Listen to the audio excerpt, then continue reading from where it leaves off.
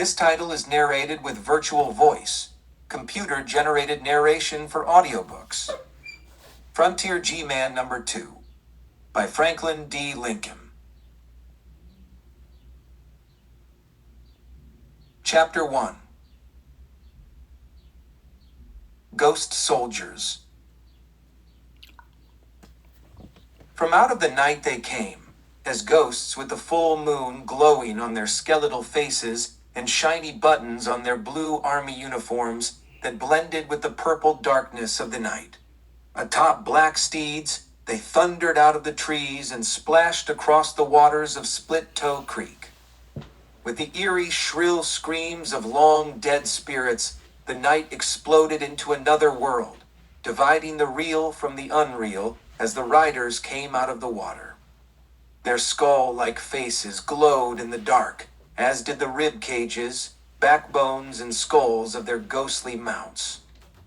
It was Little Elk who saw them first. He had heard of the ghost soldiers, but in all of his 12 summers, he had never seen them before. Chills swept over his small body as he realized that he was seeing the apparitions that he had long heard about, but somehow always hoped they were just a legend. He crouched low to the ground and peered out through the thicket.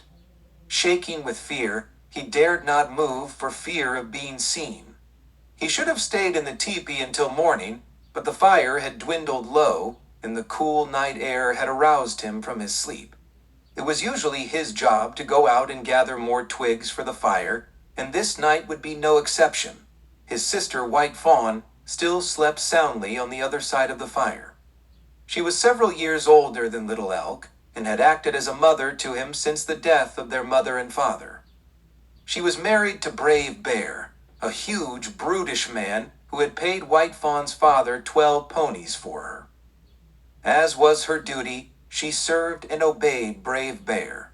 It had been peaceful these last few days, with Brave Bear gone with the rest of the warriors and braves. He was headed back with his arms full of branches when he heard the sound of horses' hooves. His eyes widened in fear, and he dropped the load as he ran into the cover of the thicket. Now, he watched as the ghost soldiers came nearer. He knew these were the famed ghosts of the soldiers that the Ogallala Sioux had defeated years before, and had become known as the 100 Slain. Their spirits now inhabit these hills, looking for revenge against the Lakota spirits that guard the Black Hills from the Wasakus. The Wasakus were flowing into the Black Hills in great numbers. At first, they flowed like a creek, and then as great rivers, invading sacred lands and spoiling hallowed ground. It was for the yellow metal that makes men crazy, gold. Gathering himself together and realizing that the ghost soldiers were attacking, Little Elk knew he must warn his village, for they would be helpless. 3 days ago, the braves and warriors rode off to battle, leaving only the old men, women, and children behind. Pushing himself to his feet, he turned and crashed through the thicket back toward the village.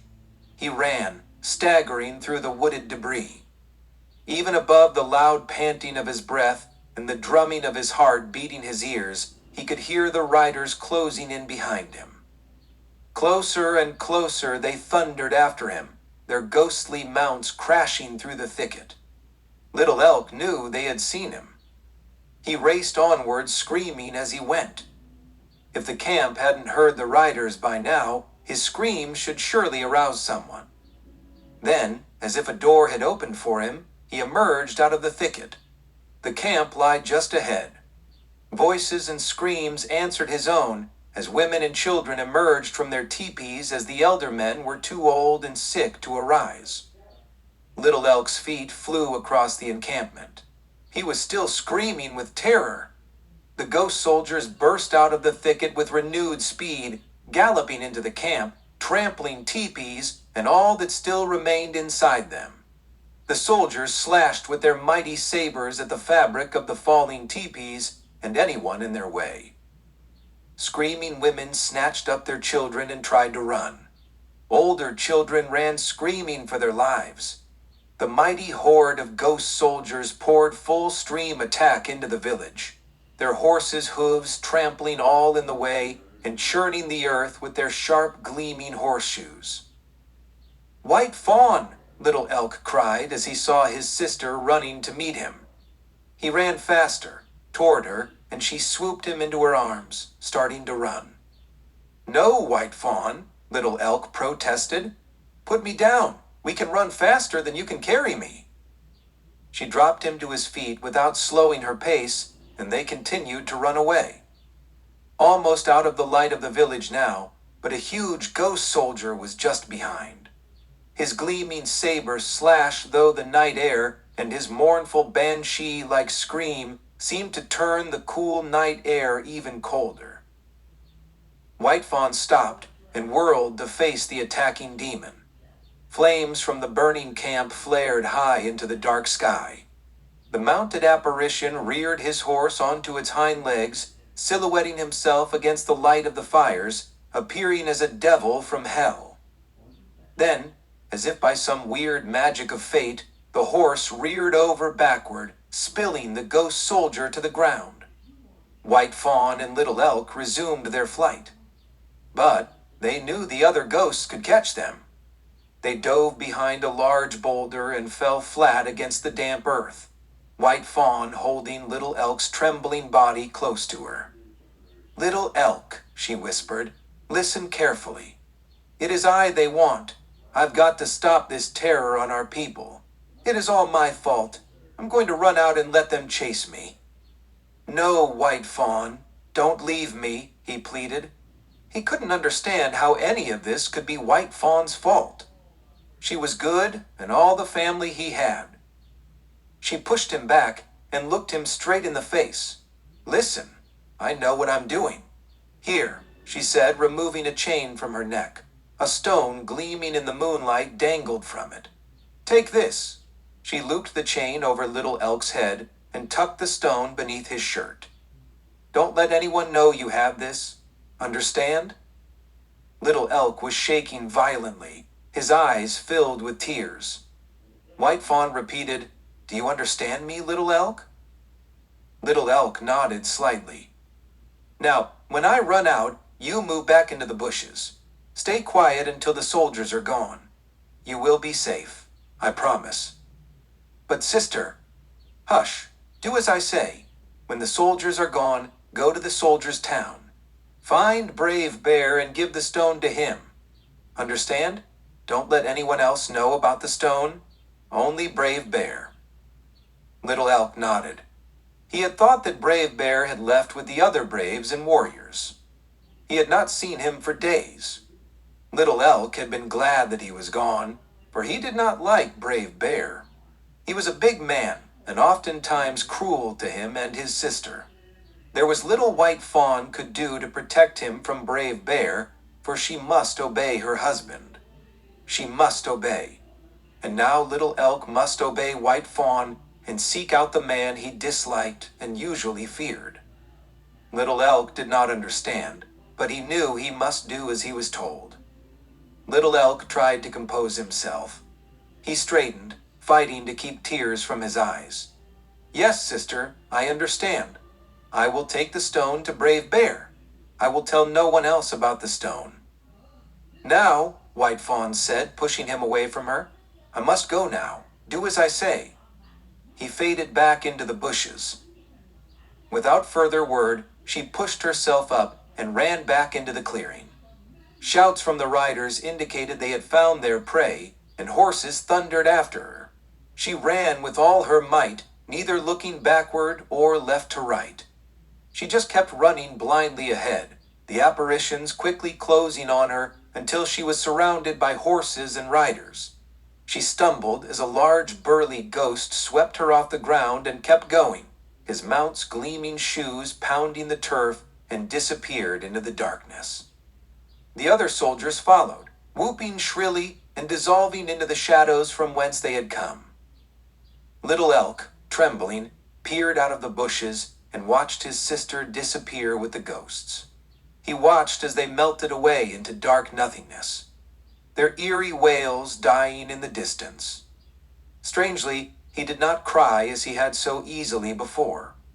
a strange sensation waved over him, one of strength and anger.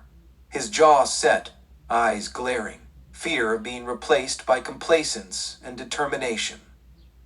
Strangely, as he had hidden in the bushes, he felt his fear subside, and a heaviness held him tightly to the ground, as if covered by a giant rock, an impenetrable fortress of security. As the ghosts dissolved, the heaviness seemed to lift from him, and he started to emerge from the bushes. The tremendous noise of pounding hooves, shrill yells, and the screams of women and children subsided to relative silence. There, in the glow of the burning village, all that remained were bodies, strewn about the compound. Of the few survivors, women wailed in grief for the loss of their friends and children. The wounded moaned in agonizing pain. Surviving children cried, and many hugged the dead bodies of their mothers. Little Elk stood there in silence, surveying the damage and feeling bitterness over the scene before him. There was nothing he could do. It was over. His home had been destroyed, and he had lost White Fawn. All he could do was to obey White Fawn and find Brave Bear. He shuddered at the thought of approaching Brave Bear without the protection of his sister. And what would Brave Bear do anyways? How would he find her? Could she still be saved? Would he even care? He had never been in sympathy with the war chiefs, especially Sitting Bull and Crazy Horse. He had always favored Red Cloud's passive approach to the invasion of the Wassacus, white men, and had always hung around the soldiers' town, taking whatever he could that the whites would hand his way. He and others like him were disliked by the braves and warriors and referred to them as hangs around the fort dogs. Little Elk stared off to the south, where the ghosts had vanished, heading back into the sacred Black Hills. He pondered his dilemma. If he went to find Brave Bear, he would not know where his sister had been taken. He would not be able to tell Brave Bear how to find her. But White Fawn had told him to go and find Brave Bear. No, Little Elk thought. He should follow the trail of the ghost soldiers, find where they had taken his sister, then find Brave Bear and bring him to White Fawn's rescue. But what if the ghost soldiers found him? What if he got lost? Worse yet, he knew it was forbidden to set foot into the sacred Black Hills. What if the spirits swallowed him up? He would have to risk it. Without his sister, what would he do anyways? If his fate was to be left to the spirits, then that is what it should be. The darkness of the night was beginning to melt into the oncoming grayness of dawn, as Little Elk, with fear and anger in his heart, set out on his long, perilous journey, following the ghost trail into the Black Hills.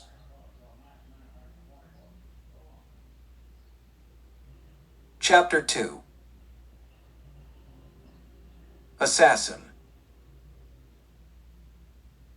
Whoever it was back there was still on his trail. For 2 days, Jack Clayton had noticed the wisps of dust and slight careful movement on his back trail.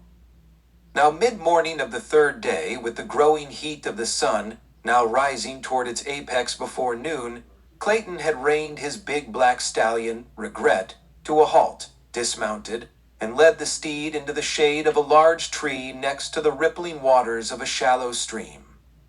Here, he let the big horse drink his fill as he dipped his canteen into the cool water a little upstream from where the great horse watered. Jack stood, drank a little from the canteen, then squatted back down to refill and replenish what he had just used. Again he stood and attached the canteen to his saddle gear. Then, picking up Regret's trailing reins, he gently pulled the horse away from the water before he drank too much. Regret nickered his disdain, but followed his master obediently away from the stream as they retreated into denser shade of the tree. Here, Jack once again dropped the reins. He then loosened the cinch to his saddle and slid the entire rig off the black's gleaming back and let it fall to the ground. Regret shook his magnificent mane and neck, his rippling muscles flexing and relaxing as he shook himself with relief. Jack pulled handfuls of grass from the shaded turf and rubbed his compadre down, wiping the sweaty body dry. Regret seemed to relish the pampering. By the time Jack had finished, Regret was starting to feel his usual frisky self. Jack re-saddled the horse and led him back to the trail.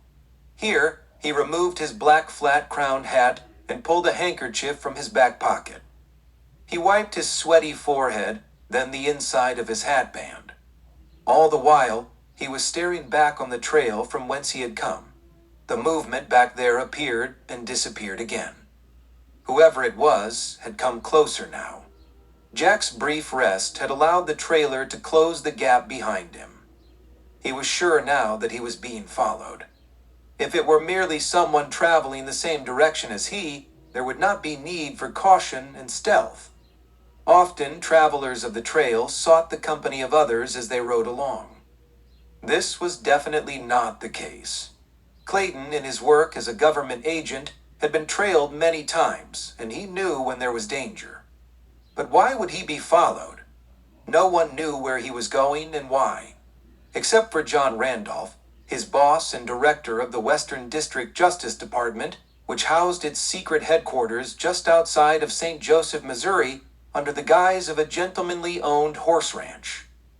This time, however, Randolph did not have full knowledge of what Jack's plans were, for Jack had made it clear that he was acting on his own and was not being sent on a mission by Randolph.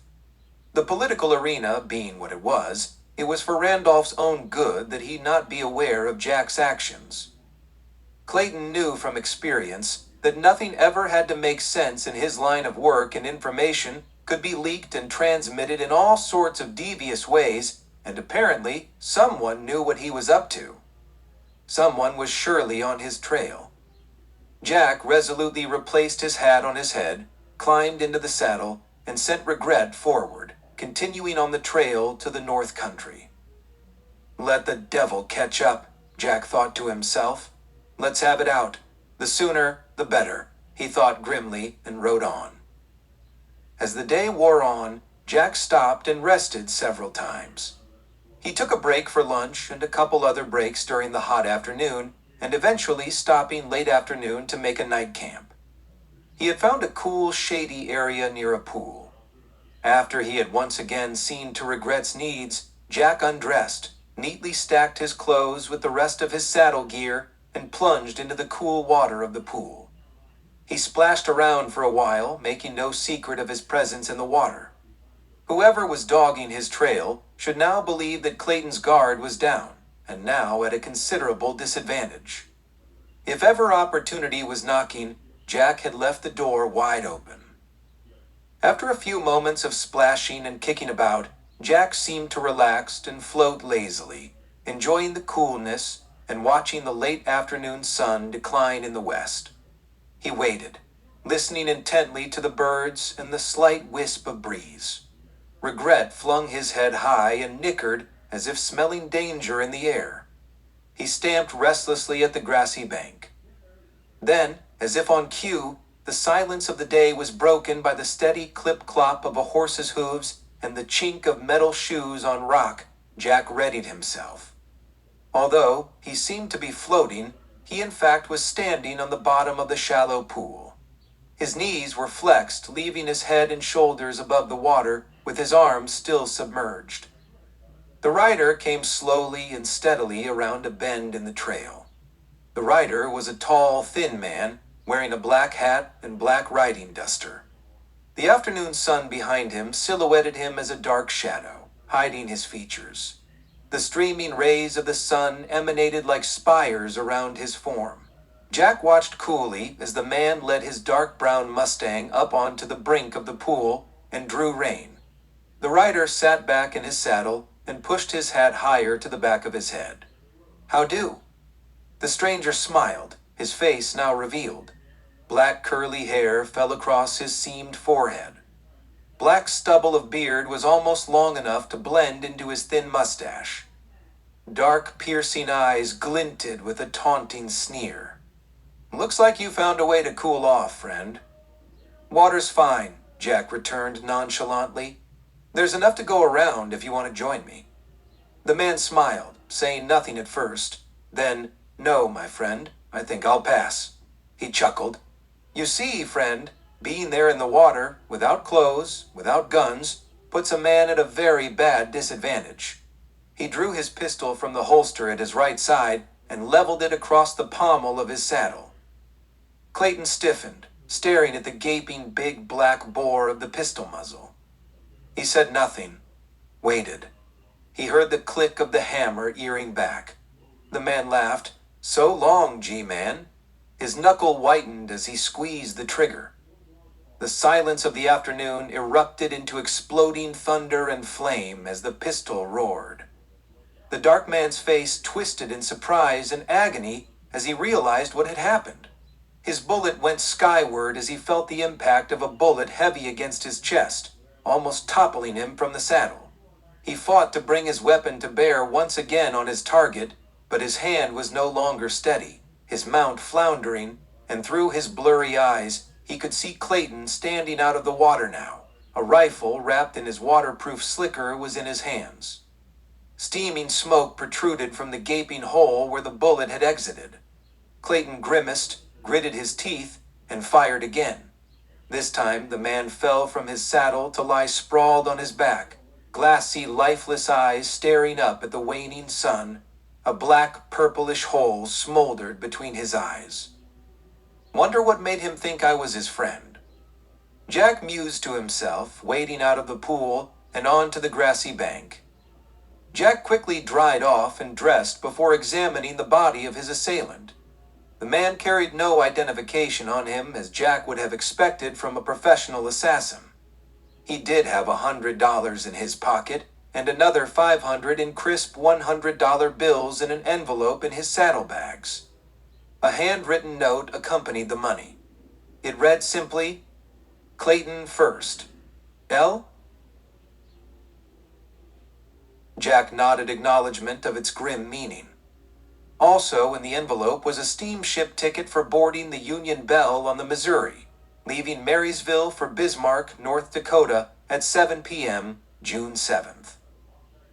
Jack turned the ticket over, written in the same handwriting. "Lower deck, C-12. After giving the situation some thought, Jack made his decision. He was going to Fort Lincoln, outside of Bismarck, North Dakota anyways. He would be in Marysville tomorrow about this time, and tomorrow was June 7th, so why not use this ticket, take the steamship, and see what happens? "How about it, old hoss?" Jack said, patting Regret's gleaming black neck. "How about a vacation from the trail? You get to ride for a change. I'll bet you get lots of hay and grain on one of those ships." Regret shook his mane and whinnied as if he understood. "Well, I'd better clean up around here. It's best we find another camp for tonight. Wouldn't want to get caught around here with a dead man. It might cause us a problem. Besides, we still have daylight. It's still way too early to quit for today anyways." Regret snorted and shook his head as if in protest. Jack turned his attention to the dead man's horse. He stripped the saddle gear off and then rubbed the horse down with tufts of grass. He then led the horse to water and let him drink his fill. Then he led him up onto the bank and removed his bridle.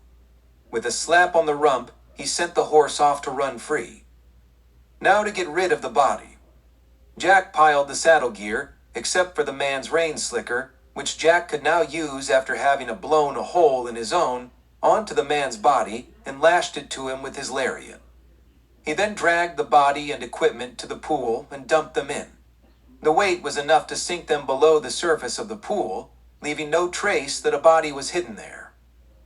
Jack climbed into his saddle, spoke quietly to Regret, and urged him forward into a trot as they rode off into the setting sun.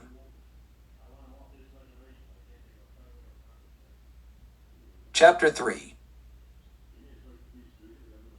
Riverboat Danger. Rain had pelted them since noon. The black, low-hanging clouds had hung over them like threats of impending doom, and the wind whipped the rain against horse and rider in torrential sheets of water. Jack was glad he had saved the assassin's slicker. Though not much protection, it at least kept some of the rain off him. There was little he could do for the rivulets of water that pooled on the upturned brim of his black JB and then streamed down the back of his neck. Marysville was dark and dreary in the gloom of the storm and the darkness of early dusk as Jack rode down the narrow brick streets toward the river docks. Rainwater pooled along the curbs, and Regret's hoofs slopped through the puddles. The clop of his shoes against the brick and the splash of each step was drowned out by the falling rain and the roar of thunder which was now finally subsiding. It was nearly 6:30 when Jack found the Union Bell. In the darkness, it loomed as a large, ominous shadow, rocking and creaking in the unsettled waters of the Missouri. Faint lights seemed to flicker from the windows of the upper and lower decks, only to be hidden by the torrent of rain. Regret shook his head and pulled back against the reins as Clayton led him, unwillingly, along the wooden planking of the dock toward a ramp leading into a subdeck of the ship. Horses and cattle were being led aboard to be stabled here below the passenger decks. A slicker-clad handler met Jack at the mouth of the ramp, checked his ticket, and directed him to proceed. As Jack stood at the entrance into the ship, another handler at the foot of an inside ramp motioned him forward. Lightning flashed, briefly silhouetting Clayton in the doorway. Thunder clapped. The dining room on the upper deck of the Union Bell was fairly empty when Jack entered and took a table next to the wall. As usual, his back was next to it, so he could view the entire room before him. The lights seemed to flicker as the storm-churned waters rocked the boat more than usual. After Jack had taken care of Regret, now stabled quietly in the livery below, he had found his own room, which to his surprise was on the upper deck and did not correspond to the stateroom number that had been written on the back of the ticket. It might be well to find out the meaning of that lower deck location. Jack had washed up and changed into a black broadcloth suit, with white shirt, string tie, and gray vest. He had dispensed with the gun and holster that usually rode low on his right hip, but had retained the shoulder holster rig and pistol tucked out of sight under his left arm and concealed by his suit coat. He had strolled nonchalantly into the dining room, trying to be as invisible as possible. Tall and broad of shoulder and dressed as a dandy, with dark wavy hair and slate blue eyes, he did cut an unforgettable figure. He passed 3 gaming tables occupied by other fancy-dressed gentlemen who looked like professional gamblers. He could easily pass as one himself. Now he sat leisurely at his table, sipping hot coffee as he awaited his meal. Without showing particular interest, he surveyed the room and the people in it. Diners were busy with their meals, and gamblers were engrossed in their games. So far, so good. No one seemed to be interested in the lone man against the wall. Except, perhaps, it was imagination or possible wishful thinking. One person may have noticed him. At least he noticed her. But why not?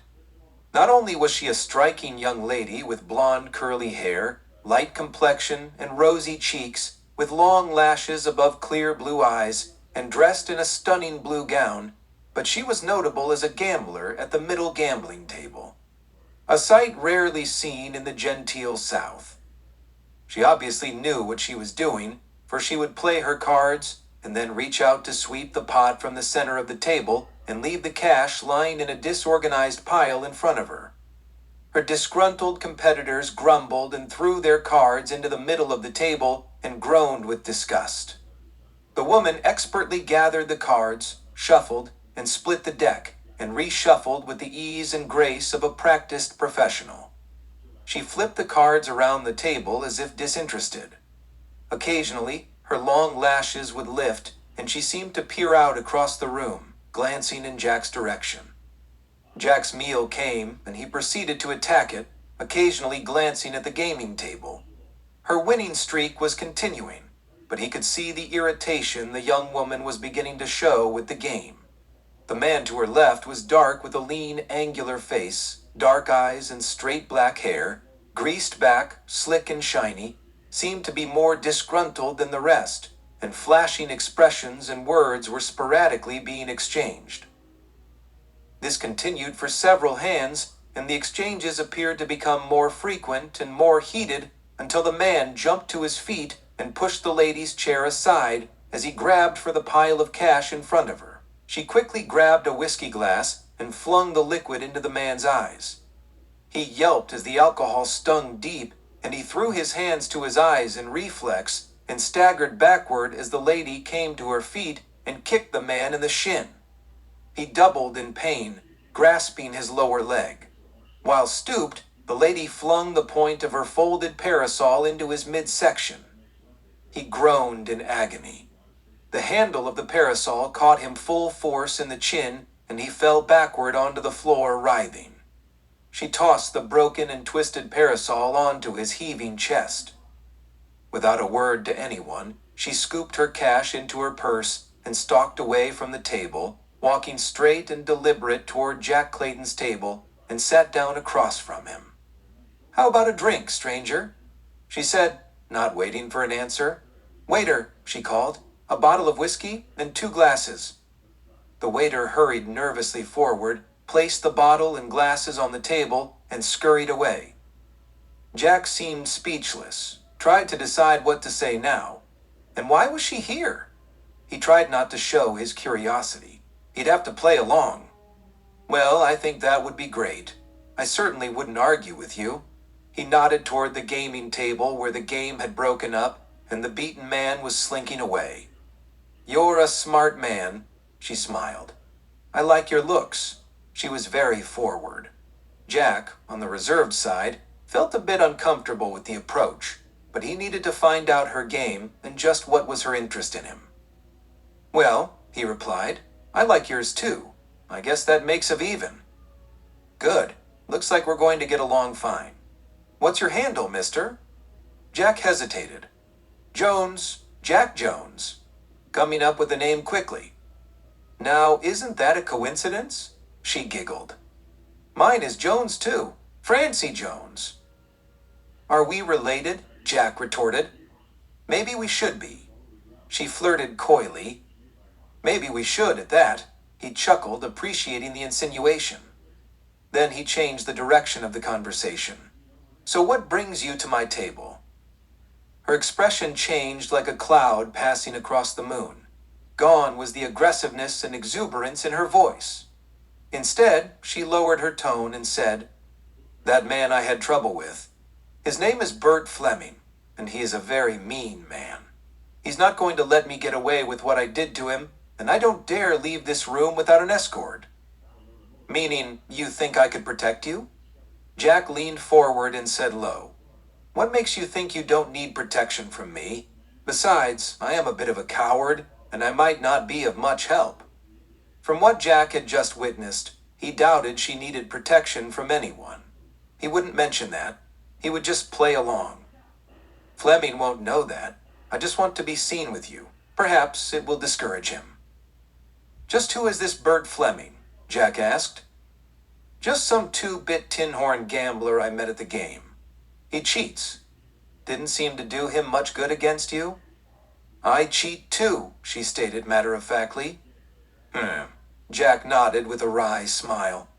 "I just bet you do," he chuckled and leaned back in his chair. "Then I suppose we ought to make this look real. So let's just have a good time here for a while, and when we are finished, I'll escort you to your room. Oh, so gallantly." "I just knew I was going to like you." She raised her glass and drained it. They talked a while. Jack finished his coffee, but did not partake of the offered drink. It seemed obvious that the couple were enjoying each other's company and were having a pleasant evening. Almost an hour had passed. The other dining tables were empty now, and only one game was still in progress on the other side of the room. Jack left payment on the table, and the couple arose. Jack took Francie's arm and walked her slowly through the wide entranceway, showing enraptured attentiveness to her. For all to see, they were a very happy couple. "My room is on the top deck," she whispered, digging into her purse looking for the key. "B2?" Jack refrained from commenting that he too had a room on the top deck before. He had lucked out. It could be fortunate that they were housed so closely together. But then again, Jack never believed in luck. He would play along. As they traversed the passageway, the swaying deck affected their balance, and they appeared a bit tipsy. They laughed. All this added to the illusion of a couple having a good time. They glanced to the right to see out on the promenade deck and could see the rain lashing in over the outside rail. Tonight was not a good night to walk out there. "Here it is," she said, turning to the door at her left. She handed the key to Jack. He took it without a word, leaned a little forward, looking down at the lock as he slid the brass key in and turned it until it clicked in the lock. The click was echoed much louder behind him as the hammer of a pistol eared back, and he felt the pressure of hard steel pressing into his spine. "Hold it right there, Galahad. Raise your hands and turn around. One false move and I'll blow you away. Got that?" A harsh, menacing, deep voice growled quietly close to Jack's left ear. Jack slowly raised his hands and turned slightly toward the voice. It was Fleming. His piercing dark eyes were cold and menacing. A little behind Fleming, and a bit to his left, Francie stood silently, her face placid and calm. "Thanks for the warning, Miss Jones," Jack chastised. She shrugged, no verbal response. "Get his gun, Francie," Fleming ordered. Francie moved forward, reached inside Jack's coat, and plucked the pistol from the shoulder holster. She looked up at him through her lashes, remained silent. "Thanks for such a lovely evening," Jack taunted wryly. He felt the weight of the pistol leaving the rig. "We must do this again sometime, but it will be my treat." Francie handed the pistol to Fleming and stepped back out of the way. "Funny man," Fleming sneered. "I'll bet you'd like a nightcap to top off your evening. This way." He waved a pistol barrel toward an exit leading onto the promenade deck. "Come on, move!" He shoved the muzzle into Clayton's ribs. Jack moved slowly, eyeing his captors warily. He knew what was coming. "Delighted," he shrugged. Fleming shoved him through the port. The wind-whipped rain hit them with tremendous force, intended to push them backward, their feet trying to remain a hold on the rollicking deck floor. But Fleming braced himself, shoving Clayton ahead of him toward the rail. Gun or no gun, Clayton knew he had to try something, or for sure he would be going overboard into the murky, churning water below. He twisted his body sharply, jabbing his elbow into Fleming's jaw. Fleming fell backward, stunned, the heaving deck adding to his instability. Fleming dropped Clayton's pistol to the deck, but his own, held tightly in his right hand, went off, spurting flames skyward into the darkness of the night. The roar of the wind and rain and drone of the steam engine drowned the noise of the shot to a mere pop. Clayton dove at his captor, driving him into the outside wall of the upper deck. His left hand gripped Fleming's right wrist and held his arm high, so he couldn't bring the weapon low enough to draw bead on Clayton. He buried his right fist into Fleming's midsection. Fleming groaned and doubled forward. In desperation, he stamped on Jack's foot, pushed him backward until Clayton felt his back against the outside rail. Fleming came on stronger, bending the G-man's back over the top of the rail, gripping Jack's left wrist. It was a death match as both men struggled in each other's grasp, the rain pouring into their eyes, blinding them and heightening the sense of danger. Clayton could feel his strength waning against Fleming, and the rail at his back was digging into his spine with fantastic pain. Fleming had pushed him higher and further over the rail by now. Then, with a tremendous burst of strength, Fleming pulled his gun hand free, and in one swift, sweeping movement, he arced the weapon forward and slammed the barrel against the side of G-man's head with a thud. Blackness absorbed Jack's brain, and numbing pain was only momentarily realized as all consciousness left him. He could not even feel himself falling as he pitched backward over the rail into the raging waters below.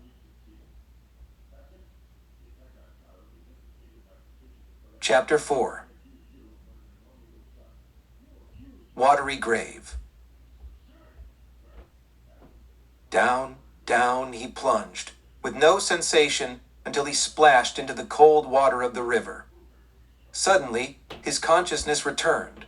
At first, he could finally feel himself falling, and now sinking to the bottom of what could be a watery grave.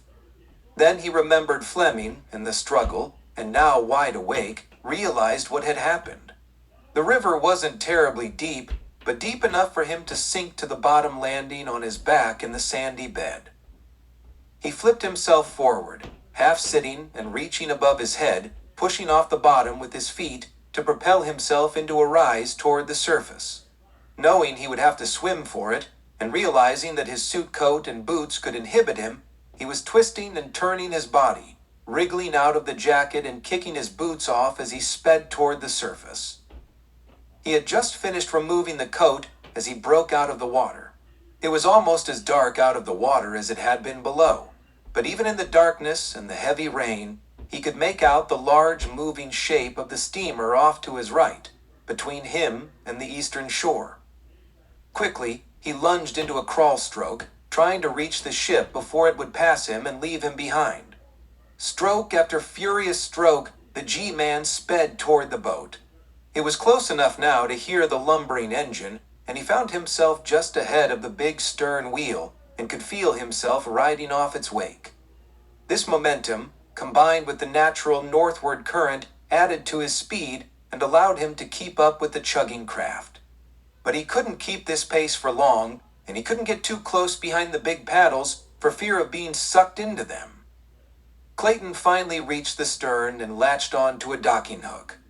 Relief. He could lie back now and let the boat tow him along. He lay back in the water, heaving for air and letting the cutting rain spicules pound his face. Then, as he gathered his strength, he regarded the big paddle wheel beside him slapping its blades thunderously into the river and driving the bulky vehicle forward. For several moments, Jack surveyed the situation.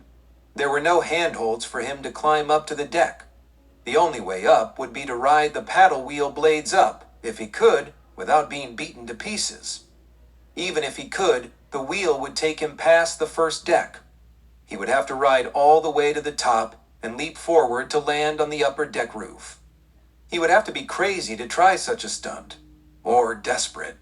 Well, I guess I'm both, Jack thought to himself as he clenched his jaw in determination and swung himself toward the churning wheel. The blades whacked him on the knuckles, and he quickly pulled himself back out of the way, having failed to find hold on a passing blade. Twice more he tried it. Twice he failed. Then, one more lunge, and he found himself hanging from a blade, his kicking feet trying to avoid getting caught in the next blade below. The spinning wheel raised him rapidly toward the apex of its cycle. Jack would have to time it just right to leap forward and land on the ship's roof. If he missed, he would be pulled down between the wheel and the stern to be crushed in the close space or beaten to death when it pulled him back down into the water. There was no time to think. No time to judge. The wheel was churning too fast.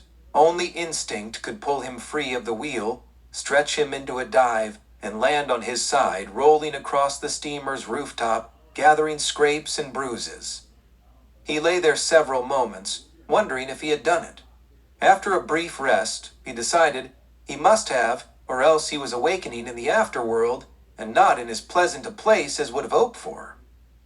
But apparently, he was still in this world. Looking up into the sky, he realized that the storm was subsiding. The rain was not pelting him as hard, and the ship was not rocking as violently as before. Jack pushed himself erect, stood swaying unsteadily in the now diminishing wind, getting his bearings and mentally noting every aspect of the rooftop.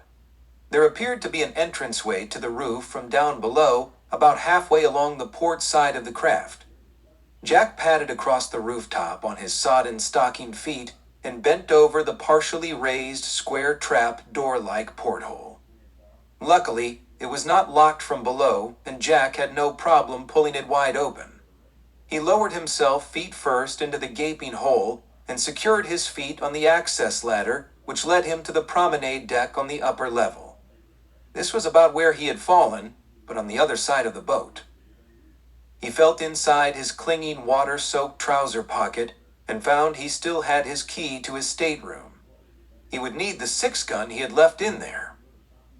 Jack found his way back to his room, entered quickly without being seen, and retrieved his weapon, which he held high in his hand as he opened the door to leave. A quick movement in the hall forced him to duck back inside, swinging the door almost shut, but leaving a crack of an opening to peer out. He could see Francie Jones scurrying down the hall to the stairway leading to the lower deck. Once she disappeared into the well, Jack hurried forward, pulling the door behind him, hoping to leave no trace that he had been there.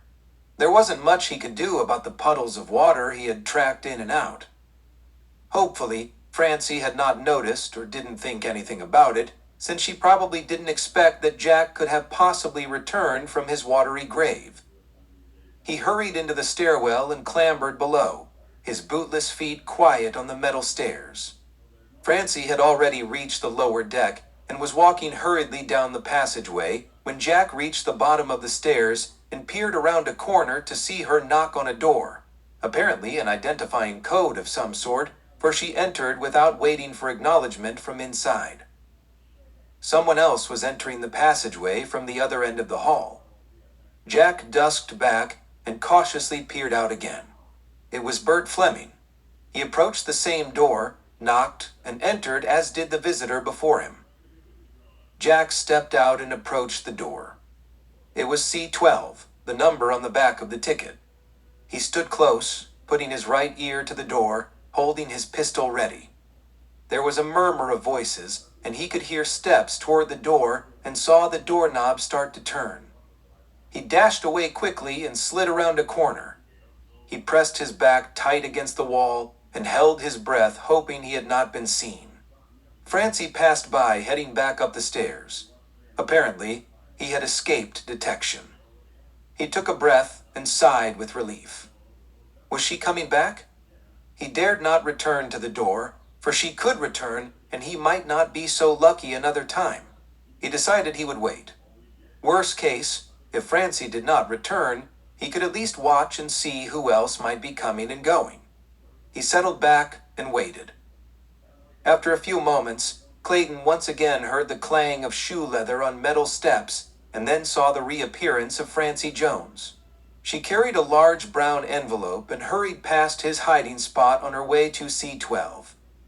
As she passed by, Jack stepped out behind her and wrapped his left arm around her and clasped his hand over her mouth in one swift motion and pulled her to a halt, holding her firmly against his water-soaked body. She tried to struggle, but Clayton's grasp was too strong for her. Her muffled protests were hardly audible, and her eyes widened in fear and surprise. "I'm back," Jack chided in almost a whisper. "Don't move. Don't make a sound. Understood?" He pressed the muzzle of his six-shooter to her temple. She nodded emphatically. "Now let's go visit your friends." He pushed her along the passageway to the door. "Now knock the way you are supposed to. No tricks. I know the code." He relaxed his grip enough to let her knock. Then he loosed her, turned the knob, threw open the door, and pushed her inside ahead of him, holding her as a shield. Chapter 5. Change of plans. The occupants were startled by the sudden burst and caught off guard as Jack slid in, shoving the door closed behind him and leveling his pistol, the hammer earing back to a menacing click. "Don't move," Clayton bellowed. There were 4 men sitting at an oval table. Papers and documents were spread in front of them, and they stared up with astonishment at Clayton's invasion. Bert Fleming was particularly astonished to see Jack return from the grave. 2 older men sat across the table from Fleming. Both looked distinguished in their expensive suits. One was heavy-set, with loose hanging jowls and a much balding head of thin, stringy gray hair. The man next to him was much younger, tall, trim, and fit, with a strong face and graying slightly at his temples beneath a shock of dark brown hair. Most surprising of all was the man sitting at the head of the table. He was a lean, angular man just past middle age. Long, dark sideburns beneath a full head of hair framed his narrow face. "Rudy," Clayton gasped with surprise. The man was well known to him. Clayton had served with him in the Ohio 23rd during the recent war between the states. The man was Rutherford B. Hayes. "Well, come in, Jack. Good to see you again." "What is going on here, Rudy?" Jack demanded, releasing his hold on Francie and pushing her out of the way. He kept his gun level. "Don't tell me, Bert, that this is the man you threw overboard?" Hayes glared at Fleming. Fleming swallowed hard, his Adam's apple bobbing in his throat. Before he could answer, Rutherford added vehemently, "You idiot, Bert! This man is no assassin. This is Jack Clayton, works for the Department of Justice. An old friend of mine, saved my life during the war." But how was I to..." Bert stammered nervously. "Oh, stop your blubbering, Bert, and shut up." Hayes leaned back in his chair and sighed deeply, gazing up at Clayton. "Sorry about the misunderstanding, Jack. I'm afraid my associate here is just a little overzealous." Jack swung the pistol barrel to aim point blank at Fleming's chest. "I can fire him for you, Rudy." Bert began to tremble. Hayes laughed. "That won't be necessary." Then, adding with a glare at Bert, "Not this time anyways." Jack smiled, released the hammer slowly, and lowered the pistol to his side, moved to the end position at the table, sat down, and placed his weapon before him. Francie carefully strode to the table and sat down next to Fleming. "It's been a while, Jack," Rudy said. "A lot has happened since the war." "I believe you are still the governor of Ohio, Rudy." "For now," Hayes replied. "A lot of people are hoping that it won't be much longer." "Oh, seems to me you are a popular governor." "Maybe so, maybe no, but some people want to see me as president," Rudy apologized. "I'm not sure that's a good idea." "Why not?" Jack ventured. "Seems to me the country needs an honest man, one who will pay attention to business. A lot has happened these last 8 years of Grant." "Yes, there has been a lot of graft and corruption throughout the government at all levels, right under his nose, and now the country is in bad shape and his administration is in shambles. The party thinks I can rebuild it. I am not so sure." "But you'd give it your best shot," Jack retorted. "You are much too generous, Jack," Rutherford scoffed. "You always were. I always admired that about you, but it's your downfall. You are too trusting." "I think I've changed some in that department," Jack disagreed. Rutherford glanced at Francie. She lowered her lashes, avoiding both Rudy and Jack. "Didn't look that way tonight," Rudy added. "You ended up in the drink. I trust you had a pleasant evening with my trusted young lady assistant here before your unfortunate incident in the river, though." Jack glanced at Francie. "Guess you were right about me at that, Rudy," he chuckled. "Oh, forgive me, Jack." Rudy changed the direction of their repartee as he discovered that during the excitement of the reunion, he had completely ignored the other two associates who he now addressed. "I am sorry, gentlemen, for my oversight." Back to Jack. "Jack, I want you to meet Senator Windom." He gestured toward the older, heavier-set man. "Senator Windom has been most instrumental in helping me run for president. And Alan Parker," indicating the younger man. "He is an investigative assistant, helping me with the issues I may have to face if elected. Gentlemen, I want you to meet Jack Clayton, the best federal agent in the country." "Now who's being generous?" Jack replied, then shook hands with the two men. Investigative assistant, Jack thought detective, as he took Parker's hand. Once the amenities had been dispensed with, Hayes took control of the conversation. "Since you are here, Jack, I guess I should tell you why we are here." Jack remained silent, waiting. "There's big trouble brewing up north, and if I do, by some misfortune of fate, become president, I don't want to inherit an Indian war. And that is just what will happen if somebody doesn't stop it now. Gold has been discovered in the Black Hills, miners are pouring in, and the government has been pressured to break the peace treaty with Red Cloud. The government has tried to buy the Black Hills, but the area is sacred land to the Lakota Sioux and Red Cloud won't sell. I'm afraid our people are going to push the Indians into a war so they can take the land and keep them on reservations. Two of the Sioux chiefs, Crazy Horse and Sitting Bull, have played into the politicians' hands by taking their braves and moving off the reservation for better hunting lands. This is in violation of the Fort Laramie Treaty, and the military is threatening to use force to drive them back onto the reservation, and the politicians will use that as an excuse to take the Black Hills. I'm on my way to Fort Lincoln to discuss the matter with the military, Indian, and land commissioner there. That's very interesting, Rudy, Jack remarked. Seems we're both on the same trail. He went on to tell about a stolen train and stolen arms that had been requested by Fort Lincoln, and the events that had led him to trek to the fort and investigate the situation. Rudy listened intently and gave it considerable thought. Looks like we've got a duplication of effort here. Perhaps we could work together. That way we could spread our resources and maybe save valuable time. I'm listening, said Jack. I've had contact with Commissioner Thorpe before, and he is expecting me.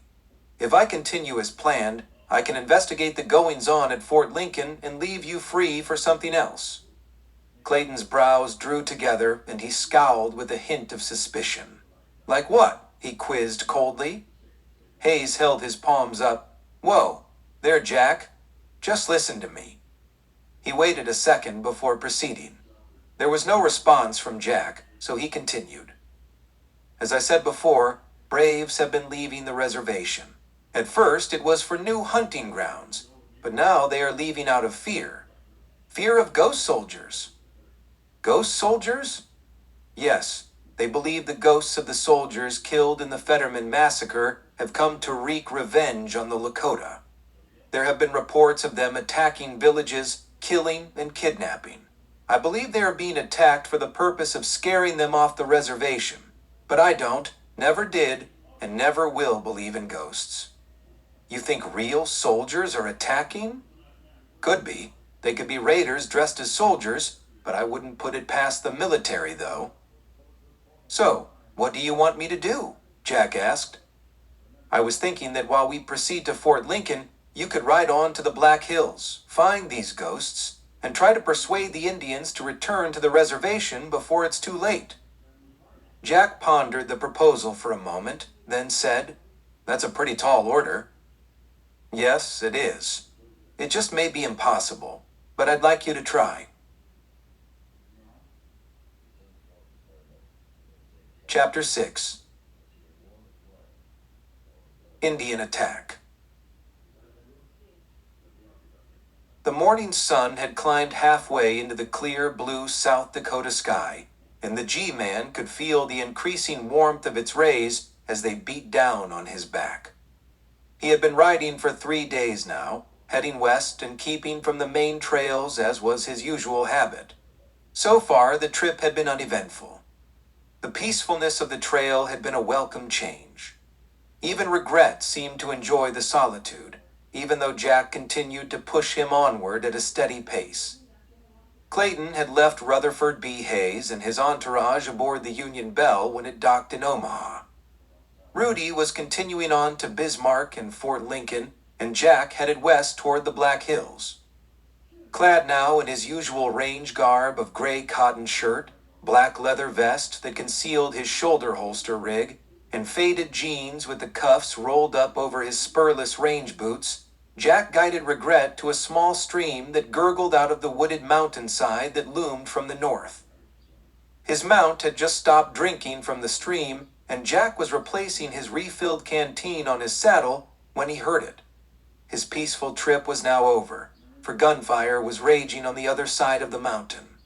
It was never in Jack's nature to ignore situations like this. Where there was gunfire, there was usually someone in trouble. With the litheness of an acrobat, he swung into the saddle, Indian style, and sent the big black stallion racing up the mountainside. The gunfire was more rapid, and he could hear the whoops of Indian war cries as he neared the top of the hill. When at last he burst out of the woods to see the open, rolling plains below, he pulled Regret to a sliding halt, dismounted, pulling his Winchester from its saddle as he did so. He pulled Regret behind a large boulder and left him ground-hitched. Peering around the boulder, the G-Man surveyed the area. The scene below was one of desperate battle. A train of 8 wagons had pulled into a loose sort of a circle, and a war party of Indians were encircling them, trapping them like fish in a barrel with rapid fire rifles. Flaming arrows had pierced wagon canvases, and fire was spreading. 2 men tried to beat some of the fire out, only to be driven back under cover. From Clayton's vantage point, he could see dead bodies lying within the inner circle of the train. The remaining teamsters were hunkered down beneath the wagons returning fire, but the battle seemed to be in the favor of the Indians, about 3-1, and the war party was on the verge of overrunning the camp. The G-Man opened fire with his rifle, firing in rapid succession, methodically aiming at each Indian one by one, closest to furthest. He wanted to get as many as he could before they could determine where the volley was coming from too soon. Surprise was his advantage. One by one, braves fell from their speeding horses, their rifles flying into the air. It only took a few moments before the war party decided the tide had turned on them. The one who appeared to be the leader pulled, his paint horse up short, rearing it onto its hind legs. He waved his rifle into air and whooped. His followers acknowledged and pulled rein on their mounts. Then they swarmed into a pack, and they all turned their horses and sped off in a cloud of dust, forgetting about the wagons. Clayton rode slowly and warily into the circle of wagons. Canvases were still smoldering from fire arrows, and the smell of gunpowder and death filled the air. Men and women were attending to the wounded and covering the dead. Women and children were sobbing, and men were standing about helpless and speechless. A heavy-set but rugged-looking man of about 50 greeted Jack as he swung down from the saddle. "I don't know who you are, mister, but we owe you our lives. Thanks." "The name is Clayton, and I only helped. You men were doing all right." "Well, just the same, Mr. Clayton, thank you." He reached out his right hand to shake. His Winchester was still clutched in his left. "I'm Amos Dunn.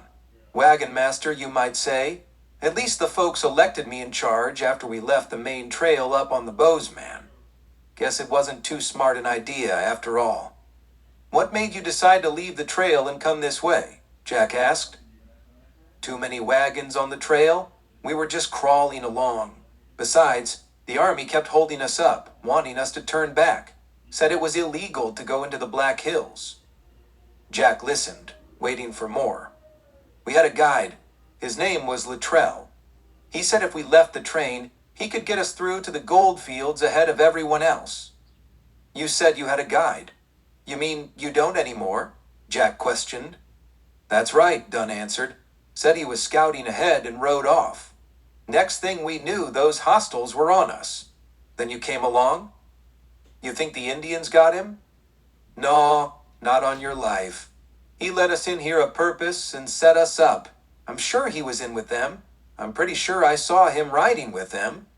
"A white man riding with Indians," Jack mused. "Interesting. Do you think we got him, or did he get away with them?" "Oh, I'm sure he got away with them," the wagon master said emphatically.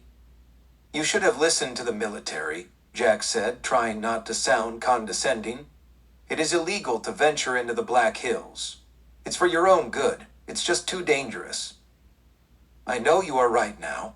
It's just that," he stammered. "Gold, I know. You got the fever and you had to go. Maybe you've learned now that it's not worth your lives," Jack finished for him. "You're right," Dunn agreed. "But what do we do now? We've come too far to turn back and we haven't a guide. I suppose I could trail along with you for a while. Fort Buford is not too far to the south. I'll see you through to there, and the army can decide how best to help you." "It's a godsend that you came along, Mr. Clayton." Dunn smiled. I don't know about that, Jack said modestly. But I do know we can't stay here long.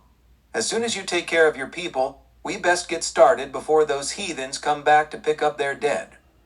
They just might have a larger force.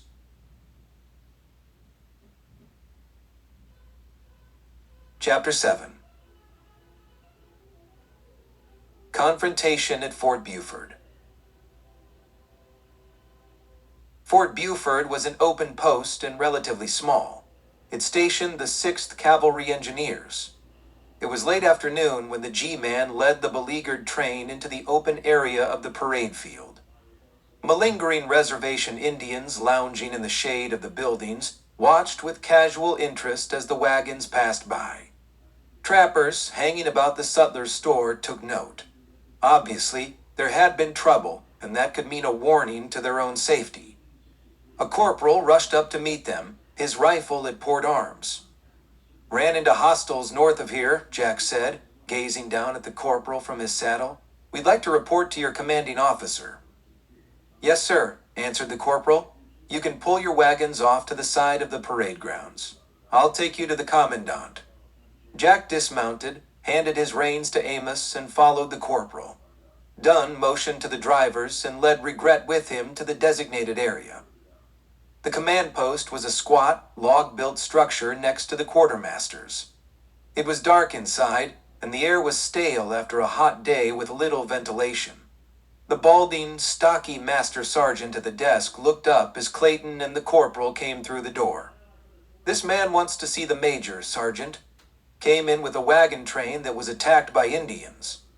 The major's busy with the commissioner right now." The sergeant's voice was deep and growly. "You may have to wait a while," he said to Jack. "Let me check." He got up, went to a door behind him to his left, knocked, and entered without waiting for response. He disappeared inside and returned a moment later. "It's all right," he said. "The major will see you now." He held the door open. Clayton nodded and strode through the door. The sergeant pulled it closed behind him.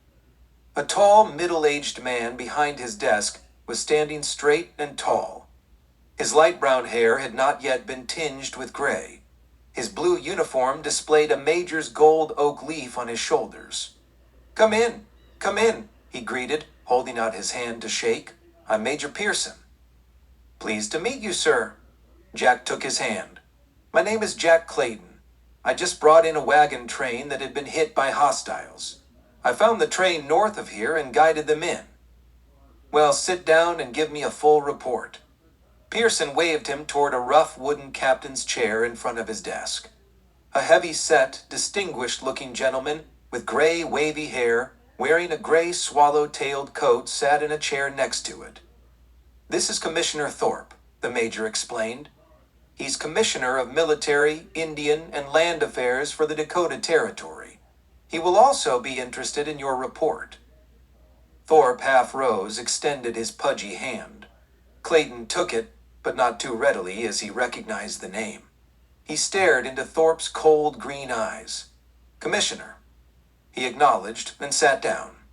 Thorpe eased back and took a drag on his expensive cigar. What was he doing here? Jack thought. He was supposed to be at Fort Lincoln. Rudy would have missed him. Or had Rudy misled him? Was there something deliberate here? Or was there a change in plans? He would have to wait it out and play along.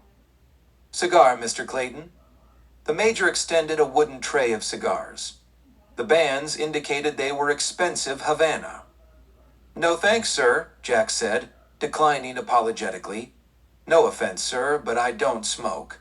Never could develop a taste." "Very well." Pearson closed the tray and set it down on his desk. "Well now," Pearson said, getting comfortable in his chair, "tell me about the attack." Jack quickly relayed how he had come upon the attack train and helped them out. He deliberately refrained from telling the major about the wagon master's deliberate attempt to thwart military orders and enter the Black Hills illegally. He also omitted his reasons for being in the area and his affiliation with the government. He would keep that secret until the appropriate time. Besides, with Thorpe at his left arm, listening to every word, he did not want to tip his hand. He needed to find out more about Thorpe and what was going on. "Do you know a man named Luttrell, sir?" Jack asked when he had finished relaying the story. "Yes," the major replied, a hint of regret in his voice. "Unfortunately, he's a renegade, but we've never been able to pin anything on him. He comes and goes, claims to be a guide at times, hangs around with the Fort Indians a lot. Why? He had hired on as guide to the wagon train. The wagon master believes he was in league with the Indians and led them into a trap. He disappeared before the attack." "Sounds like him," the major agreed. "I've heard similar stories about him. Haven't been able to do anything about it. Haven't seen him around for quite some time either. Wish I could help more, but right now I can't. Maybe the commissioner here might be able to do something. My job is to protect this territory, Mr. Clayton." There was something about the way he said Mr. Clayton. "I will look into this matter at once." "Yeah, I bet you will," the G-man thought. Then to the major, he said, "Perhaps you can help the members of the train. Their wounded need attention, and they don't know what they want to do now. I told them the army might be able to help them. I need to be moving on." He took note of Thorpe's reaction as he glanced out of the corner of his eye. "Of course, you've done more than your share.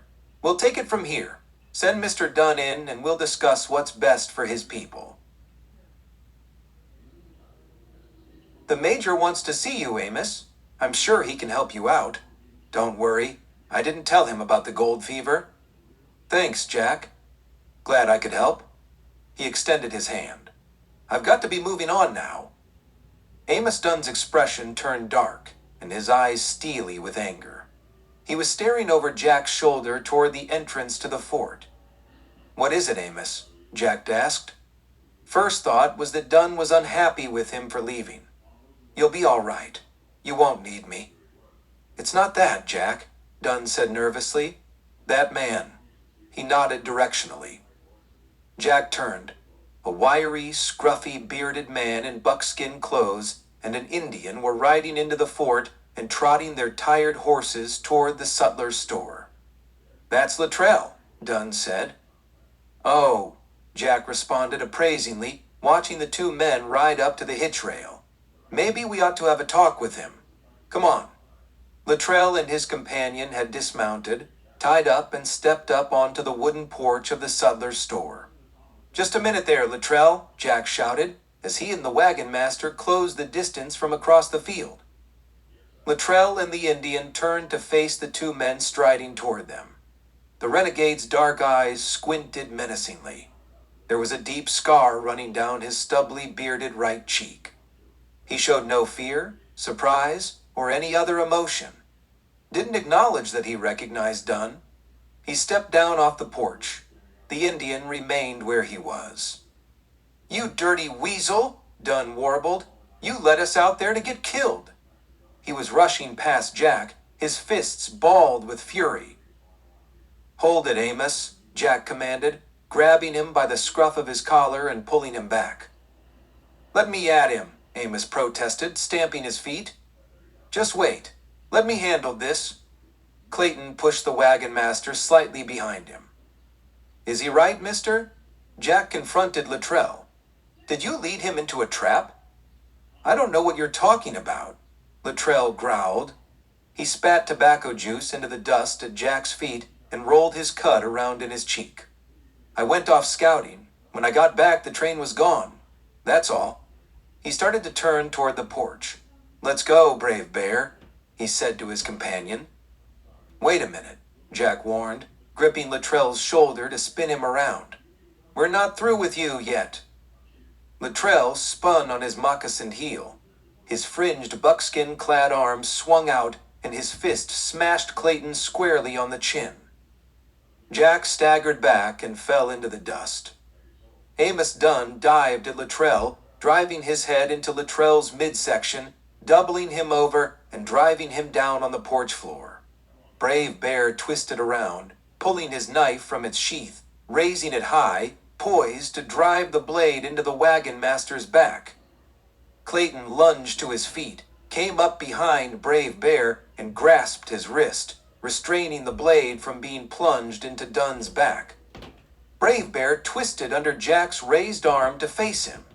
Clayton drove a fist into Brave Bear's face, and the Indian fell backward, sprawling into the street. The G-Man followed him down, landing on him with both knees, pinning him down. Jack pounded a right and then a left into Brave Bear's face. Blood oozed from his cut lip, and he snarled viciously. The knife was still clutched in his right hand. With a desperate surge of strength, Brave Bear arched his back, doubled his legs, and catapulted Jack over his head to land rolling in the dirt. Brave Bear lurched to his feet, spun around, and dived at Clayton, the sun glinting off the deadly blade of his knife as it arched downward at the G-Man. Clayton rolled to the side. The knife plunged into the dirt where he had just laid. Jack came up quickly and stomped his right foot down on the Indian's wrist. Brave Bear yelped in pain, and his fingers loosed the hilt of the knife. Jack reached down, retrieved it, and threw it away out of reach. In the same motion, he pulled Brave Bear to his feet and sent a powerful right fist to his jaw. Brave Bear fell backward, but Jack didn't let him fall. He gripped him by the front of his shirt, held him, and pounded his face again and again. Then, seeing that the Indian was finished, he let him drop into the dust, standing over him, sweating and heaving for gulps of air. Meanwhile, Amos Dunn was still wrestling with Luttrell, both men rolling over and over, first one man on top and then the other. Luttrell had now gained the controlling position over Dunn and was now on top, holding the wagon master down and pounding at his face. Clayton turned his attention to this other fight, jumped forward to come in from behind Luttrell. Gripping Luttrell's collar, Clayton pulled him off the wagon master, spun him around, held him up, and swung an arcing blow to his face. Luttrell, already spent from the exertion of the fight, could not fight back. His eyes glazed over and he fell faint. Jack's right arm still cocked to drive another blow, but it was no longer necessary. He released his grip on Luttrell and let him sink into the dust. "What's going on here?" A commanding voice sounded as Clayton helped his friend to his feet. Jack and Amos, both breathing hard, turned to see Major Pearson standing before them. Commissioner Thorpe stood back slightly behind him. "Take a look, sir," Jack gasped, still winded. "We've got Luttrell. When we tried to question him, he and his Indian friend attacked us. I suggest you put these men under arrest." "I think that is a very good suggestion, Mr. Clayton," Pearson agreed. "Corporal, lock these men up in the guardhouse immediately."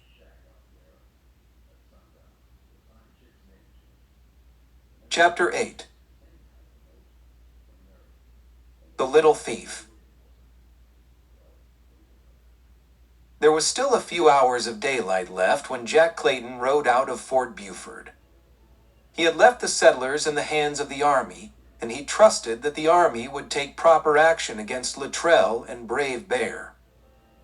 Now, dusk was starting to fall as Jack rode through the tree-covered slopes of the foothills above Split Toe Creek.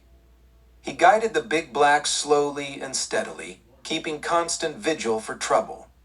Regret seemed to act nervous, and Jack reassured him with a pat on his strong, gleaming black neck. "Steady, big fellow," they continued on.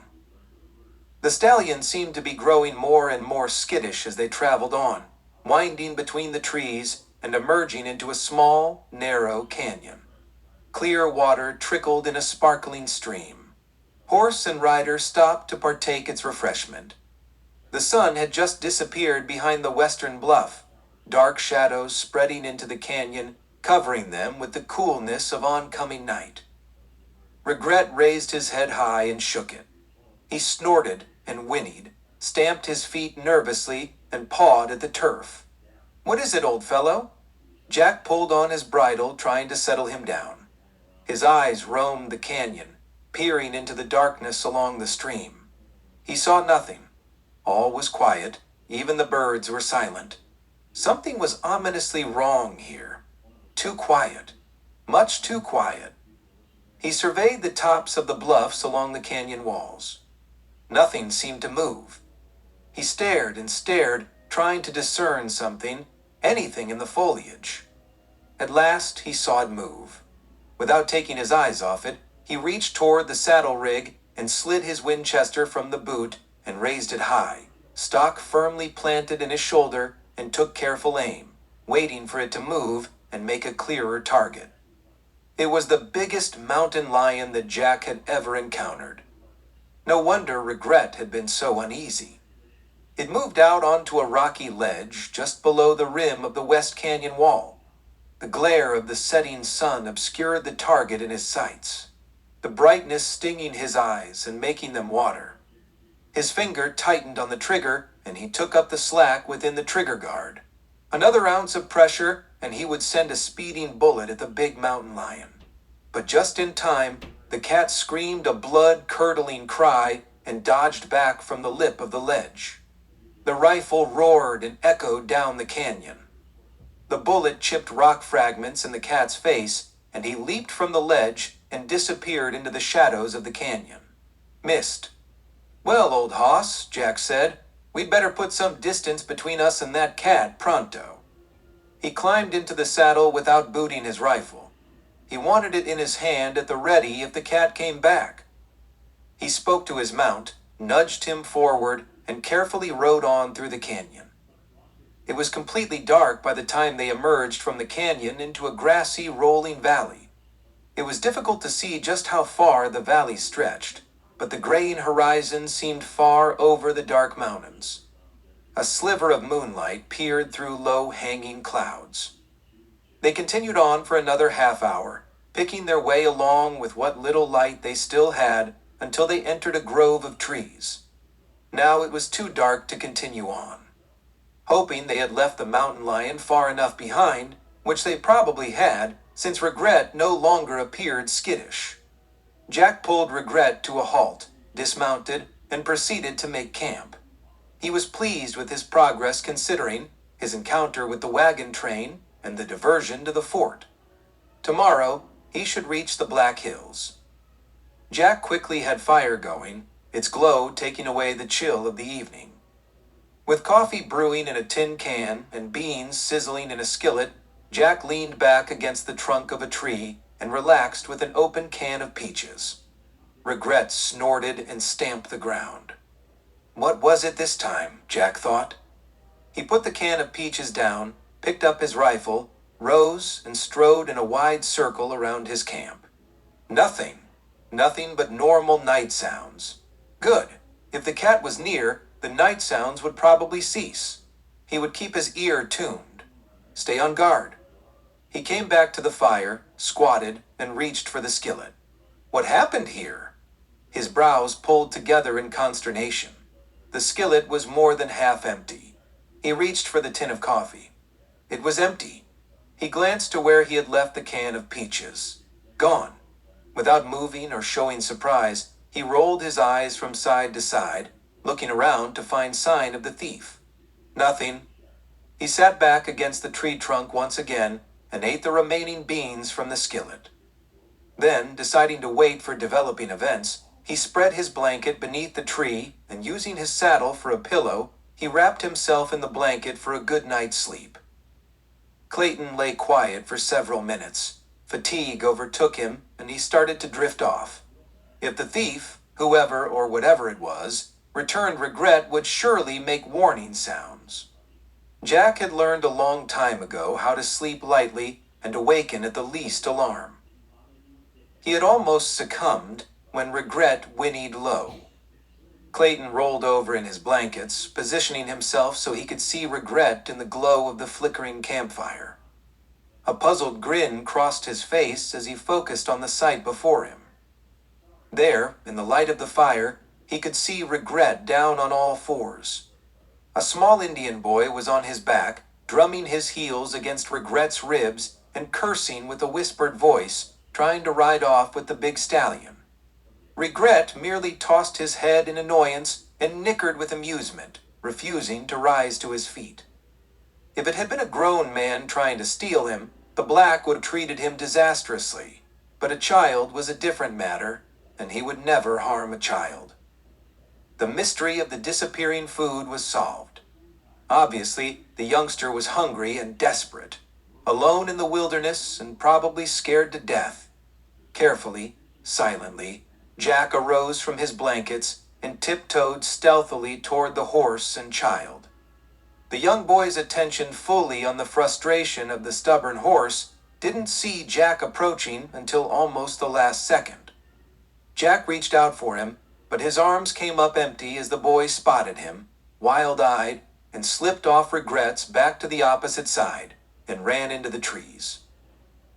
"Wait, don't be afraid," Jack called after him, regaining his balance and darting around Regret's large body on the ground and raced after him.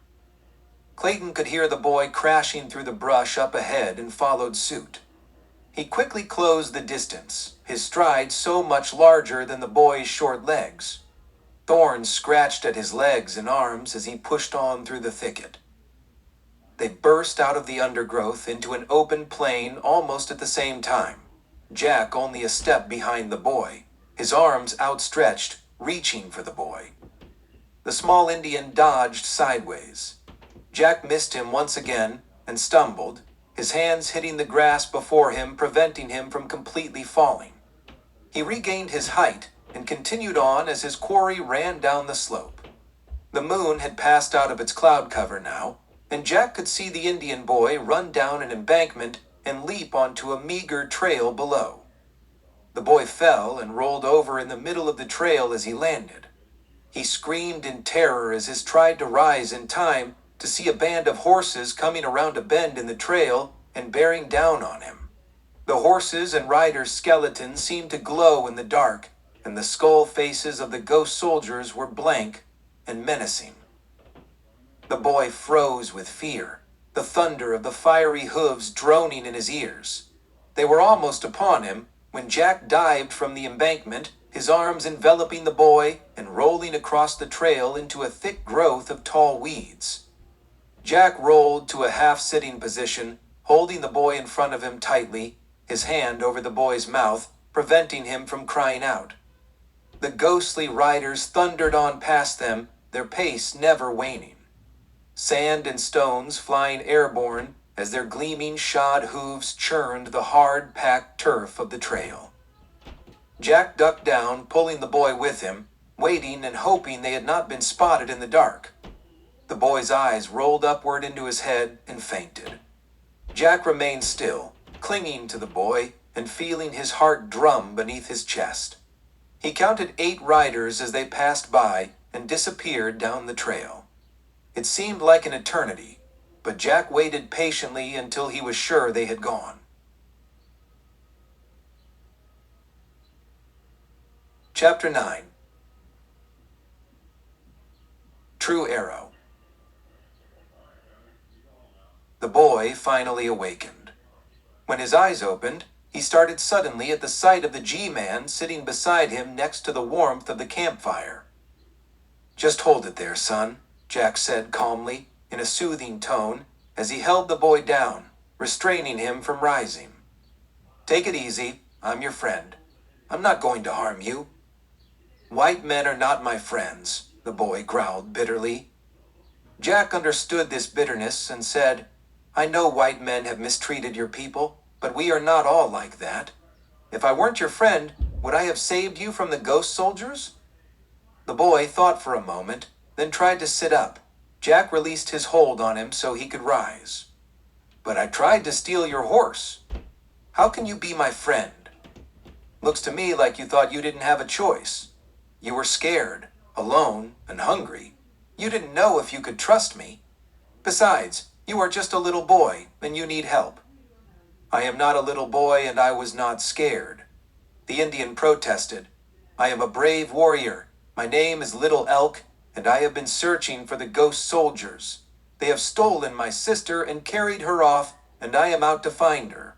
I have been searching for days. Tonight was the first I saw them since they took her."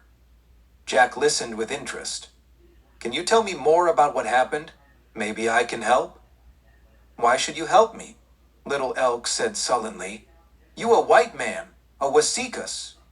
That is exactly why I should help you. White men have wronged your people, and I would like to help right those wrongs. Yes, I am white, but I am not a Wasikas. I have no desire for your land, your home. We should all be brothers and help one another. I admire Little Elk's courage and bravery. It would be an honor to ride with Little Elk.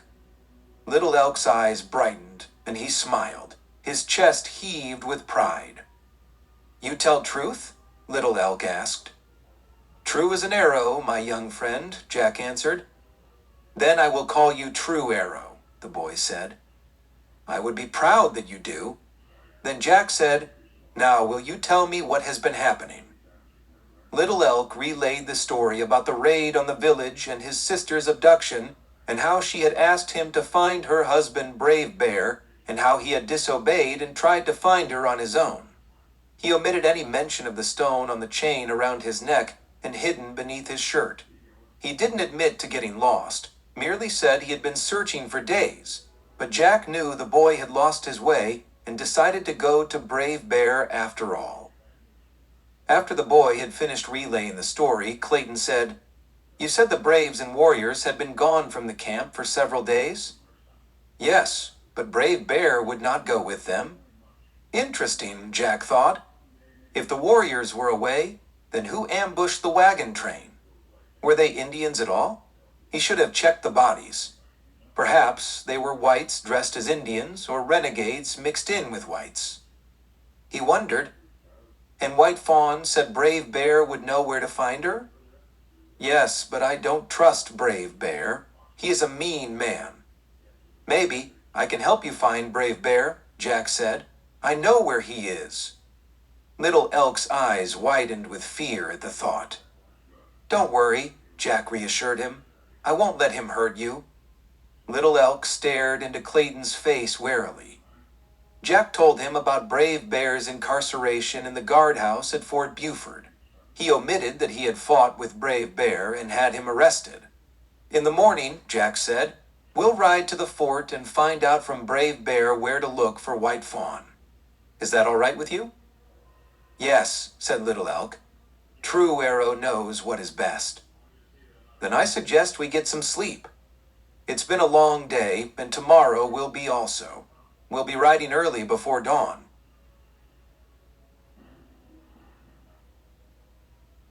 Chapter 10. Return to Fort Buford. It was almost mid-morning by the time Jack and Little Elk, riding double on Regret with Little Elk in front and Jack hanging off the rear of the saddle, rode into Fort Buford.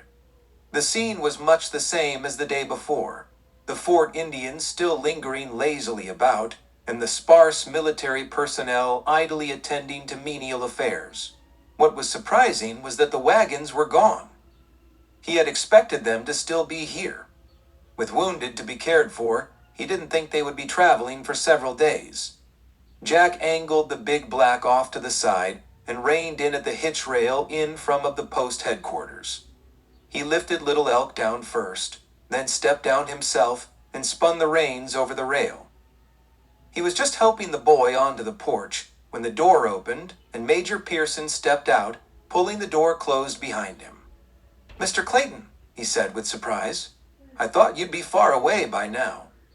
Something about it bothered the G-man. A hint of suspicion. I'll bet you did. Jack thought, not sure why he did. Offering no explanation for his return immediately, Jack asked, Where is the wagon train? I am surprised they left so soon. Actually, so am I, the major said. I advised them to stay until they were completely ready to go, but they were anxious to return to their homes. So I sent a detail with them to accompany them back to the Platte River. Then he changed the subject and asked again, this time more demandingly. So, what brought you back? I want to see Brave Bear, Jack stated flatly. I am sorry, but that will not be possible. Oh, why not? He's not here. What? Clayton raised his voice incredulously. Don't get upset, Pearson warned. It's strictly procedure. We can't hold renegades here. Brave Bear and Luttrell have been transferred to Fort Laramie. A squad of soldiers took them not more than an hour ago. Sorry you missed them. Then added, Just what did you want to see him about? This is Little Elk, Jack said, placing his hand on the boy's shoulder. Brave Bear is husband to Little Elk's sister. She's missing, and the boy is all alone. Brave Bear is the only family the boy has left. I see, Pearson said. You wanted to turn the boy over to him? A renegade? I'm sure the boy would be better off on the reservation anyways. You're right, but I have some questions to ask Brave Bear. I'm sorry, but if you would like, we can take the boy back to the reservation, and you can be on your way. Little Elk spun his dark herd and looked up pleadingly at Jack. No, that won't be necessary, Jack said. The boy stays with me. Come on, Little Elk. He turned the boy toward Regret and lifted him into the saddle and swung up behind him. If you should change your mind, Pearson said.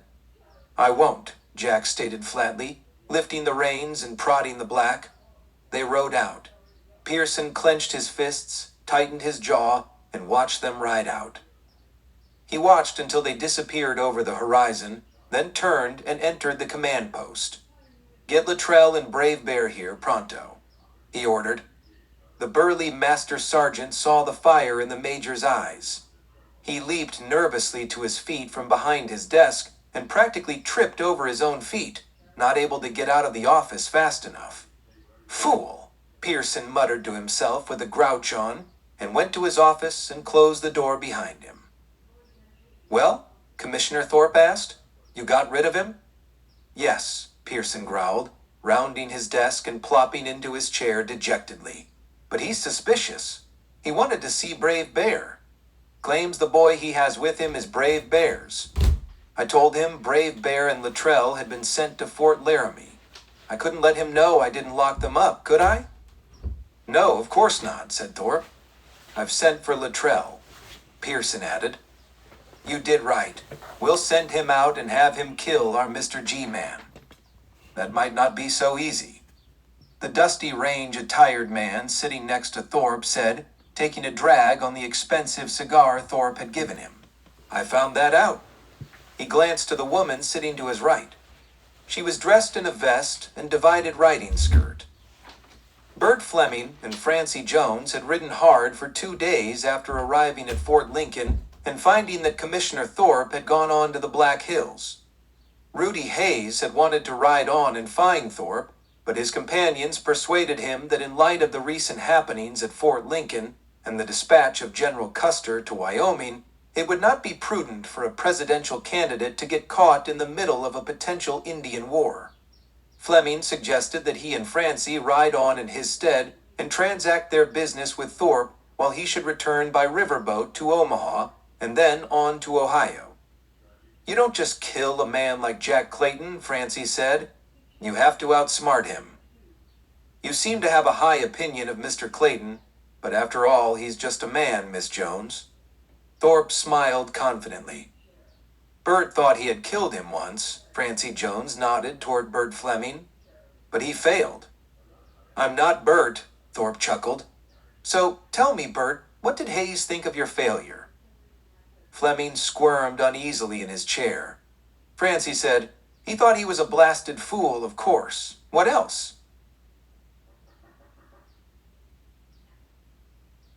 Chapter 11. Ambush on the trail. Outside the post, Jack turned the big black northward, the general direction of Fort Laramie. They would have to overtake the squad and get Brave Bear before they got too far away. Jack wondered why he had felt so angry and suspicious of Major Pearson. Something didn't seem right, and things began to seem even more wrong. They should have found tracks of the squad, but they found much more than that. Not only were there tracks of many horses, but there was also wagon tracks. Several wagons, a wagon train. But this could not be Dunn's train. They were headed south toward the Platte. Or were they? Strange, Amos would take his wounded before they were well. Why would Pearson tell him they went south? Jack became more agitated and rode silently, not letting Little Elk know he was worried. They rode steadily onward, Jack scanning the trail ahead and occasionally looking back to cover their back trail. They had only ridden about a half hour when Jack noticed a dust cloud about a half-mile back. It could be just someone else using the trail, but given his suspicions, he was afraid he was being followed. He didn't like being followed. Someone always wound up dead, and one of these times, it might well be him. They rode on. Clayton kept glancing back. The dust cloud was closer now. Whoever was on the trail was in a big hurry, coming fast with no regard for stealth or caution. Well, it was time to find out what this was all about. He guided Regret off the trail and climbed a slope into a stand of pine and reined up before a large boulder. "Down you go, little elk," Jack said, taking the boy's arm and lifting him down from the saddle. "Why are we stopping here, True Arrow?" the boy asked. "What are we doing?" Jack swung down, pulled his rifle from its scabbard, and led the black behind the rock, guiding the boy along also. "Get down and be quiet, son," Jack said, kneeling behind the rock, pushing the boy a little behind him. "There is someone on the trail behind us. I want to make sure they are not following us, so we'll wait here and see who they are. If it's none of our business, we'll let them pass and then get on the trail again. Do you think that's a good plan?" The boy smiled, proud that True Arrow would ask his opinion. "Yes, good plan." For several minutes they waited, watching the trail intently. The sun was getting higher in the sky. Its warmth reflected off the rock and warmed them, taking away the chill of early morning. Closer and closer the dust trail loomed. Now they could see there were 2 riders. They were pushing their mounts hard without regard to their well-being. Clayton always disliked men who mistreated their horses. Without knowing who they were, friend or foe or no, he knew he wouldn't like them. Minutes ticked by. Jack and Little Elk waited silently and patiently. The riders were close now. They could hear the snorting and heaving and breathing of the lathered mounts. Closer, closer. Then, as if emerging from the cloud of dust, the 2 figures appeared clearly. Luttrell and Brave Bear. So, the Major had lied. Luttrell and Brave Bear had been at the fort all the time. And now, it was plain to see that they were after Clayton and the Indian boy. The G-Man didn't know what the game was, but he was going to play it. "Stay down, Little Elk," he whispered, raising his rifle and bracing it across the top of the boulder. As the 2 riders came almost abreast of them, Clayton let loose, levering and firing round after round into ground just in front of the running horses' feet. They reared on 2 legs, their front legs pawing air and whinnying shrilly with terror, spinning and churning dust. Luttrell and Brave Bear, taken by surprise, had no time to react to the ambush. They fell from their saddles and rolled in the dirt, Jack peppering more dirt into their faces as they rolled, with each successive shot driving a bullet into the dirt scant inches from them. The shrieking horses turned and ran off. Brave Bear lay face down in the dirt, his hands clasped over his head as if for protection. "Stay here," Clayton ordered, and stepped out from behind the rock, not bothering to look back to see if Little Elk understood. Holding the rifle at the ready, he climbed down the slope. "All right, on your feet," the G-Man commanded, waving the rifle barrel back and forth at the 2 men. Brave Bear unclasped his hands, rolled over, and glared at his captor. "You'll die for this, white man," he growled. Jack ignored the threat. "I said on your feet, and keep your hands where I can see them." Slowly, Brave Bear pushed himself up and stood in a crouch, swaying on unsteady legs. "You too, Luttrell, and don't try anything." Luttrell stood up silently, spat a stream of tobacco onto the ground and rolled his cud. Then said, "What do you keep picking on us for? We never done nothing to you." "I am not going to give you a chance to either," Jack retorted. "Now, one at a time, carefully, and I mean carefully, toss your weapons to the ground." Neither man moved, just stood staring, taunting. Jack levered around. "Now," he shouted. Brave Bear reached for his belt, lifted his knife, and let it drop into the dirt. "Now you, Luttrell," Jack commanded. "Remember, be careful." Luttrell reached for his pistol. Clayton warned. "Left hand." Luttrell switched hands and reached across his body to pull the 6-gun awkwardly from the holster. He paused a moment, contemplating, then, thinking better of it, he tossed it into dirt. "Little Elk," Jack called, "bring Regret down here and bring me the rope from my saddle. You are not helping your sister by helping this Wasekus, Little Elk." Brave Bear warned as he watched the boy lead the big black down to the trail. "You don't care about my sister," the small Indian sneered. "You are a mean man." "If I ever get out of this, you'll find out how mean I am," Brave Bear warned. Little Elk stared at him with hatred and fear. He swallowed hard and looked to Jack. "Don't worry, son. He won't hurt you again." Jack took the rope from the boy and tossed it to Brave Bear. "Now tie your friend up, good and tight. Savvy?" "Aye, savvy," he grumbled. Reluctantly, Brave Bear went to work and trussed Luttrell with his hands and feet behind him. "You can't leave us out here like this," Luttrell pleaded. "No," Jack said, "just you. Brave Bear is going with us. He's going to take us to White Fawn. Isn't that right, Brave Bear?" Brave Bear leered at Little Elk. "Yes," he hissed. Little Elk trembled. His lower lip quivered. Jack suspected there was something between Little Elk and Brave Bear that the boy had kept from him. "Little Elk," Jack said, "think you can round up those 2 horses for us?" Little Elk nodded, turned, and ran off down the trail after the horses. "Put your hands out toward me. Keep them close together and be very careful." Jack lifted the muzzle of his rifle close to the Indian's face. Brave Bear reluctantly extended his hands, and Jack slapped a set of handcuffs on his wrists. "Get one thing straight, Brave Bear," Jack warned. "You leave that boy alone. He's been through enough. And one more thing.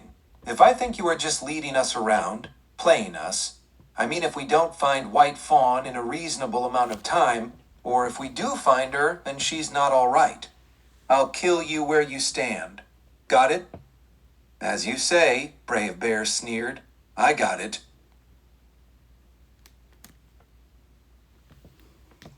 Chapter 12. Trail of White Fawn. Luttrell's protesting curses faded into the distance